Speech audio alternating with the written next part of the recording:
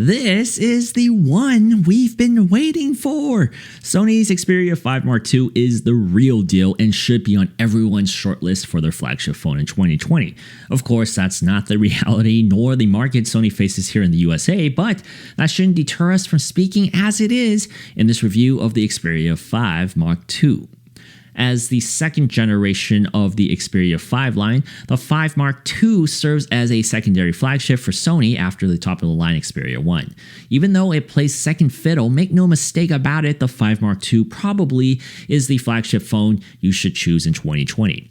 This phone has most of what makes the Xperia 1 such a formidable flagship, but at a near $400 MSRP discount from its sibling. While you can get the 1 Mark II for sub $1,000 now, the same can be said for the 5 Mark II after a relatively short time on the market. The Xperia 5 Mark II uses the same Snapdragon flagship processor, the 865, as the 1 Mark II and has 8GB of RAM with 128GB of storage. Continuing from traditional Xperia traits, the 5 Mark II gives users micro SD card expansion in the form of a SIM tray that can be pried out with your fingernails instead of a tool. The shutter button, which is also a Sony staple, retains its spot on this tall phone. And a tall phone this is indeed, as the 21:9 aspect ratio continues to be Sony's defining mobile feature with a 6.1-inch Full HD display here. The OLED panel has a 120Hz refresh rate, and with Sony's Triluminos and X-Reality engine, marketing words, colors and image reproduction are just terrific. Much like with previous generations of Sony products, a lot of the emphasis is put on having a quality viewing experience for users. Not only are the viewing angles superb, but the narrower aspect ratio gives the phone a PPI bump for a 1080p panel. 449 PPI for a 6.1-inch display makes this display deceptively sharper than you think a Full HD panel should be. I love watching music videos and viewing pictures on this panel, and this is one aspect of Sony phones that I've never had concerns about when reviewing. I've gone in depth about my thoughts of the 21:9 aspect ratio format in other Xperia reviews, so check those out in these links above. Sony has promised to update the Xperia 5 Mark II to Android 11 sooner rather than later, but right now we have no idea when that will take place as the phone is still on Android 10. Traditionally, Sony is pretty good with updates, so we'll most likely see the new OS sometime in early 2021 if I had to guess. Android 10, though, runs pretty well on what is essentially a stock Android skin. It's the same experience Sony has been offering for years now, and that's one of the many reasons many of us Sony users are so loyal to Sony. They don't include much of any non-essential first-party apps. We'll get to the pro apps in the next section of this review, but if you are a fan of a clean Android experience, you'll get more of that here. And as far as performance goes, I'm satisfied with how the phone has handled itself with my unique usage. Apps move along fluidly for the most part, save for a few renegade ones like Slick Deals and Reddit. Those two I have actually seen act up on a couple of varying phones with no really similar variables, but not on other phones. I don't know why. So I still have yet to determine why it is. I've also come across the occasional 2 to 3 second lockup when navigating across Android. Which once again, I have seen this on other phones and also on Xperias, but not on some other phones.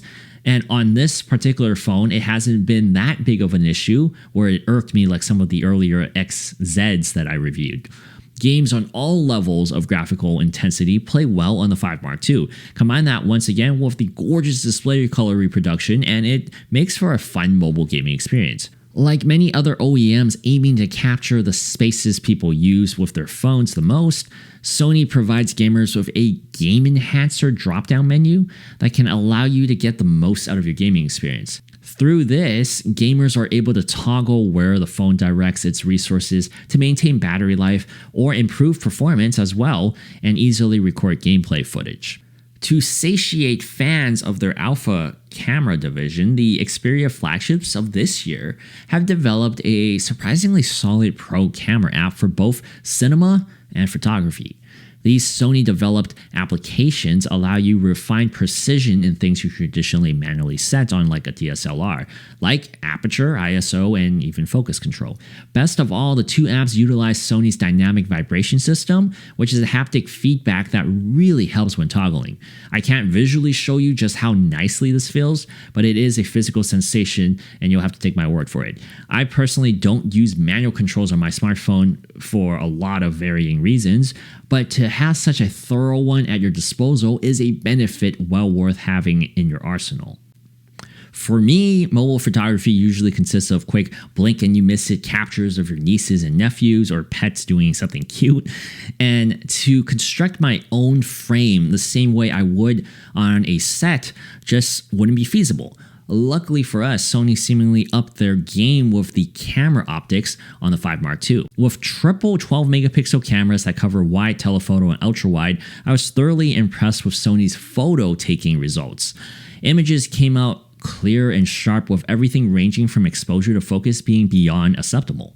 When you move in to the f2.4 telephoto lens, focus is a bit spotty with certain subjects, but I'm very happy with the photos I've snapped with this phone. I really am impressed with the way this camera handles different variables of lighting.